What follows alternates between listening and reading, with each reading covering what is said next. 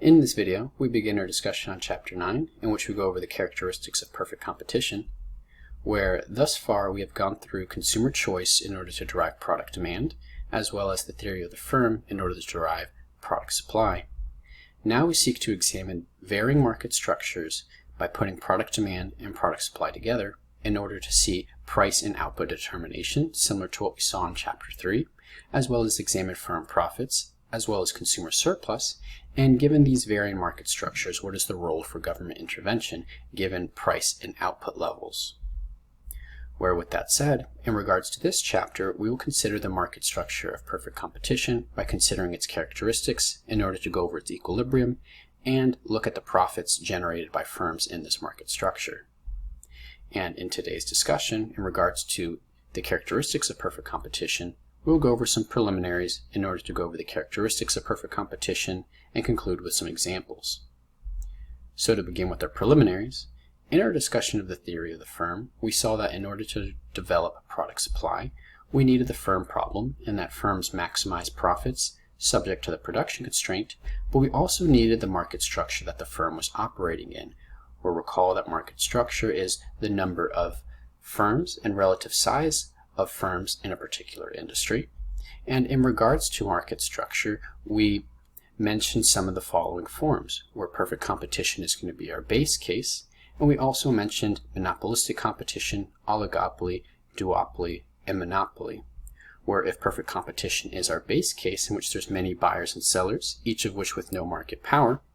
as we move down from this list, we move to further deviations from our assumptions that are placed on perfect competition, in which we'll have fewer firms in the space and an increase in market power.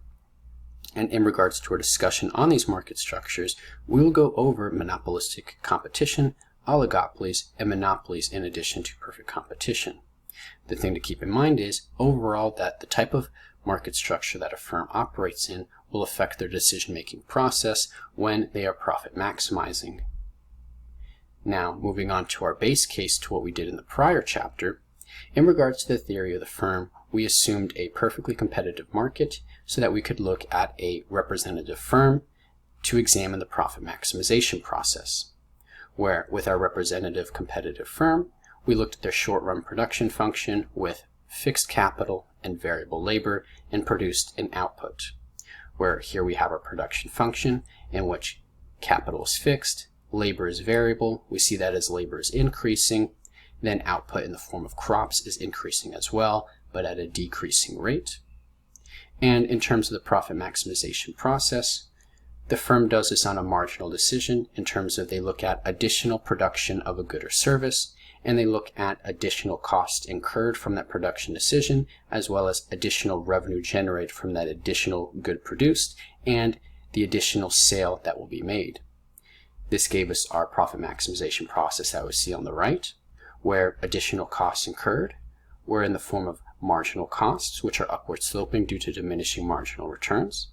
And in terms of additional sales generated from additional goods produced and sold, this gave us marginal revenue, and in the case of a perfectly competitive market, we have that marginal revenue is equal to the price of a good, since the competitive firm is a price taker. This allowed us to generate our profit maximizing condition of price is equal to marginal revenue is equal to marginal cost. So with all this in mind, we now seek to relax our base case by extending our discussion of a perfectly competitive firm to that of a perfectly competitive market. So to do that, let us first define perfect competition, in which it's going to be a market in which there's no buyer or seller with market power, in which we can define market power as the ability to alter the market price of a particular good or service. And in regards to the conditions in which we need to hold for perfect competition, it's going to be that there's many consumers and firms in the space that are considering an identical product in which both consumers and firms have perfect information in regards to the identical product, and firms are profit maximizing, and we can also include that consumers are utility maximizing, and there's low barriers to entry and exit within this space, and lastly, in regards to our firms, there's going to be zero economic profits. So let us take a look at our 6 conditions individually, where first we have many consumers and firms. This has the implication that as the number of consumers and firms in a market grows, the ability for a single agent to have influence over the market price will decrease. This assumption is what aids us in having that consumers and firms are price takers in our market, in that the more of these agents exist, if one particular agent tries to alter the market price, since there's so many other agents of that type within the space, it will be all for naught. We saw this in regards to our perfectly competitive firm in the last chapter in terms of they faced the horizontal demand curve, in that if they tried to price above marginal revenue or the market price, that none of the consumers in the market would purchase their good, and that since there's so many other existing firms competing and selling at the price point that equals marginal revenue, that firm that tried to price above it would lose all their sales and the other consumers would just go to the existing firms that are pricing at marginal revenue. Second, we have identical products. Firms produce an identical product, and with this aids in the assumption that firms are price takers, in that if there's an identical product, it's likely that the production processes across firms will be very similar, and that there will be similar cost structures as well. So adding in place this due to many firms operating in the space, now with an identical product, which leads to similar production and similar costs, there's going to incentivize less deviation such that it reinforces price-taking behavior from the perspective of firms. Now moving on to our third assumption in regards to perfect information, this is going to be that all consumers and firms have complete information on product demand, product supply, and price, where without perfect information, the agent with more information on the product will have an edge over the agent type that doesn't, such that price could be influenced or overstated its actual value. Where an example where perfect information won't hold will be in the case of a used car sale, where it's going to be likely that the seller knows more information in regards to the car as well as the history of that particular vehicle as well. And from the perspective of the consumer, they likely don't make car purchases that often and likely do not know the history of that particular vehicle in question that they're purchasing as well. So given this asymmetric information, the seller can then use this to move the price of that car in question above market price, which could be avoided should there be perfect information on both sides. That is, the consumer also knows the vehicle and vehicle history information as well.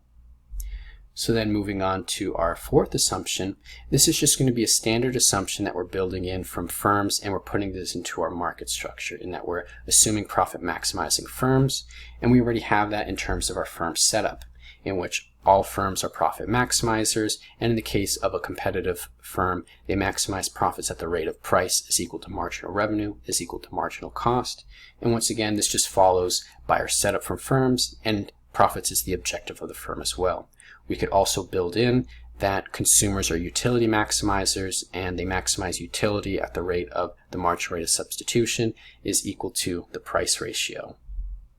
Moving on to our fifth assumption, low barriers to entry. Firms can enter and exit the market easily,